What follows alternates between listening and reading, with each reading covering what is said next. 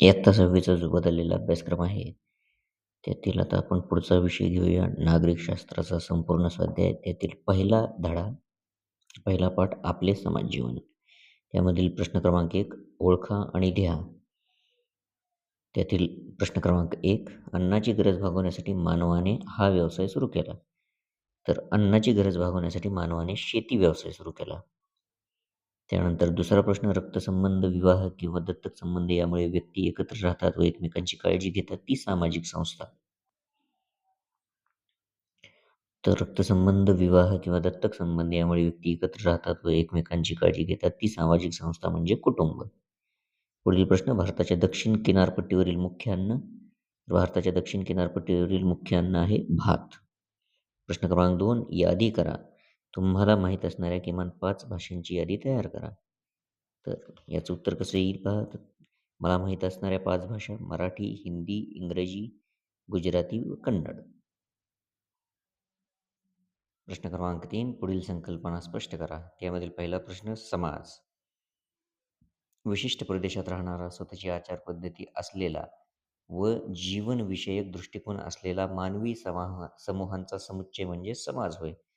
समाज म्हणजे केवळ लोकांचा समूह नसतो, तर तो समूहात राहणाऱ्या व्यक्तींमध्ये असणाऱ्या संबंधांची व्यवस्था असतो.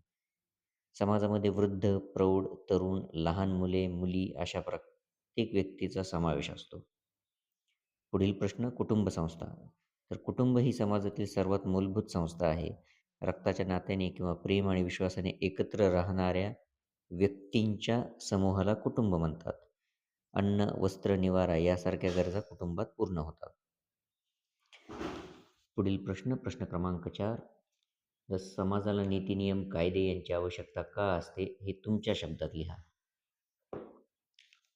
तर कायद्यामुळे समाजात शिस्त राहते आणि लोकांच्या हक्कांचे संरक्षण होते. समाजातील व्यवहार सुरळीत व शांततेत चालण्यासाठी नीती, नियम व कायदे आवश्यक असतात. नीती, नियम व कायदे गोंधळ व वाद टाळून समाजात शिस्त, सुरक्षितता आणि योग्य विकास घडवतात. त्यानंतर प्रश्न क्रमांक 5 संकल्पना चित्र पूर्ण करा. तर कशाचं संकल्पना चित्र होतं? सामाजिक विविधता. त्यामधील कोणकोणत्या विविधता असतात? तर भाषिक विविधता, धार्मिक विविधता, खाद्य विविधता व सांस्कृतिक विविधता. आणि त्यानंतर पुढच्या जो प्रश्न आहे तो तुमच्यासाठी एक कृती आहे पहा. चला स्वतःच पडताळणी करून पाहू. तर यामध्ये तुम्ही आदर्श नागरिक आहात का? ही पडताळणी आपल्याला करायची. त्यामुळे खालील प्रश्नापुढे बरोबर किंवा चूक अशी खूण करा. आता ह्या खुणा या प्रत्येक प्रश्नापुढे तुम्ही करून कमेंटमध्ये मला टाकायच्यात. म्हणजे मला कळेल की तुम्ही खरेच चांगले नागरिक आहात किंवा आदर्श नागरिक आहेत किंवा नाही. तर मी कचरा कचराकुंडीतच टाकतो. यामध्ये काय खूण येणार? तुम्ही जर बरोबर कचराकुंडीतच टाकत असाल तर बरोबर, नसाल टाकत तर चूक. मी रांगेत उभा राहतो, धक्काबुक्की करत नाही. जर तुम्ही आदर्श नागरिक असाल तर बरोबर किंवा चूक. मी पाणी वाया घालवत नाही. इथे देखील जर तुम्ही आदर्श नागरिक असाल तर बरोबर अशी खूण येईल किंवा चूक.